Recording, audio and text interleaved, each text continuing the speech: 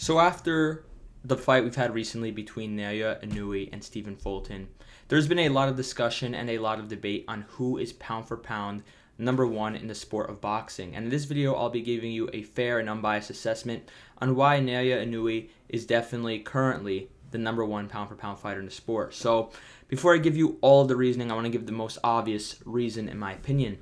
When you look at all the undisputed champions in boxing that we've had in the past few years, and we have had quite a few. We've had Terence Crawford, Devin Haney, Jermell Charlo, Canelo Alvarez, Alexander Usyk.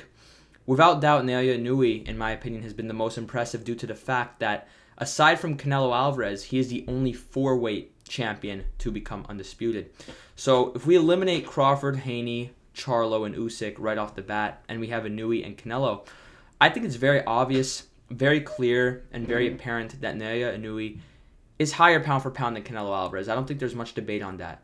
Inoue has been very dominant as of late. He has not lost to a man who is a big underdog to him, as Canelo did against Dimitri Bivol.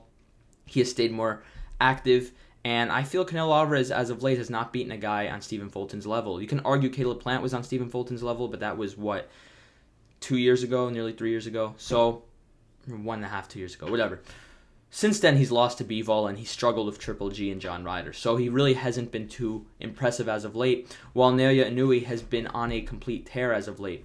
Another statistic I want to mention for why Inoue is pound for pound number one, and this one honestly blows my mind a little bit, is the fact that Inoue only has 25 pro fights and has a record of 25-0 with 22 wins coming by way of knockout.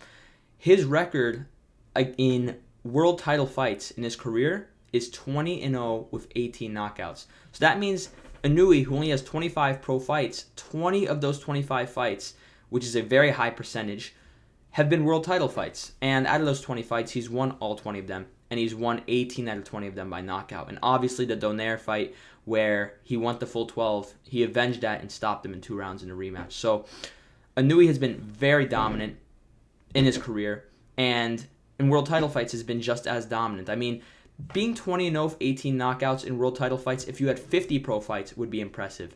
But I believe it is especially impressive if you only have 25 professional fights. So having 25 professional fights and having 20 of those 25 fights being title fights and knocking out 18 of those guys is very impressive. And another stat line that, in my opinion, is just as impressive is against current or former world champions, Inoue has a record of 12-0 with 10 knockouts. So basically, Inoue has fought 12 champions that were either current or former world champions in his entire career. So out of the 25 fights he's had, half of his pro fights have been against current or former world champions. You cannot find me any other fighter in the sport with that type of statistic. Maybe Lomachenko, I'm not quite sure, but obviously Lomachenko is not as high pound for pound as Inoue. He's not even on my top 10 list.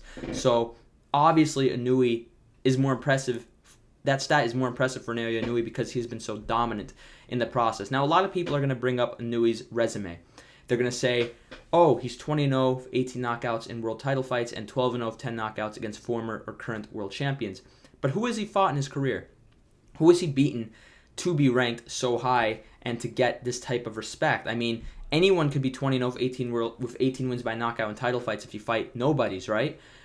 But when you look at Inoue's resume, it's actually quite impressive. So taking out Stephen Fulton is obviously a very impressive victory. Going undisputed against Paul Butler, now I will say this, Paul Butler may have been one of the weakest unified champions we've had in recent years. Him and Ndongo are 1A and 1B as far as I'm concerned. But on paper, Paul Butler was the guy he needed to fight. He's the last guy for the titles. Donaire twice. Now these victories get underlooked a lot because of Donaire's age. However, Nonito Donaire was not one to be played with when Inoue fought him. I mean, this Nonito Donaire exterminated and obliterated an undefeated champion in Nordine Ubali prior to fighting Inoue, and then knocked out an undefeated contender in Raymart Gaballo right after that. So Nonito Donaire was actually on fire before Inoue took him out in 2 rounds. I mean, I thought the fight would be much tougher. I picked Inoue to win 8 rounds to 4, 9 rounds to 3. I didn't think he'd stop Donaire in the rematch. He took him out in 2 rounds. And obviously the first Donaire fight, that one I was a lot more surprised in. Donaire didn't look as hot prior to fighting Inoue, and he gave Inoue everything. But in hindsight, you can't really blame Inoue for having such a tough fight with him. Donaire was easily the best guy at that weight class when you excluded Inoue. I mean, he was the favorite to beat Casemiro. He was the favorite to beat Jason Maloney if that fight ever happened. And he's still swinging. He's still fighting years later. So Nonito Donaire, those victories are not bad as far as I'm concerned at all. Inoue throughout his career, there's been many other victories that he's had that's been impressive. When you look at the Manny Rodriguez win, now Manny Rodriguez just defeated Gary Russell's younger brother, Gary Antonio Russell. Now Gary Antonio Russell was looking quite solid in his career. Now, I wasn't thinking that he was gonna be some pound for pound level fighter, but he was a solid fighter, and Manny Rodriguez beat him very comfortably, very wide in a 10th round technical decision where he won very clearly. Inoue destroyed Manny Rodriguez in 2 rounds. He took this guy out quick, and Manny Rodriguez is solid. I mean, I'm telling you, that guy is considered by many to be the best guy in the weight class since Naoya Inoue moved up, and he is a good fighter, very good fundamentals, very sharp, and he was in his prime, and he was undefeated, and he was a champion when Inoue took him out. So the Manny Rodriguez win was very good as well. When you look at the Omar Narvaez win, Omar Narvaez, prior to Inoue taking him out, was the longest reigning champion in the entire sport. I don't remember the exact amount of title defenses he had, but I remember it was well over 20. And Inoue, I believe this was his 5th, 6th, or 7th pro fight. One of his first pro fights ever, he fought this guy who had the longest title reign in the sport and obliterated him in 2 rounds. So Naoya Inoue's resume is actually very solid. However, I'm much more impressed by his accomplishments than his actual resume.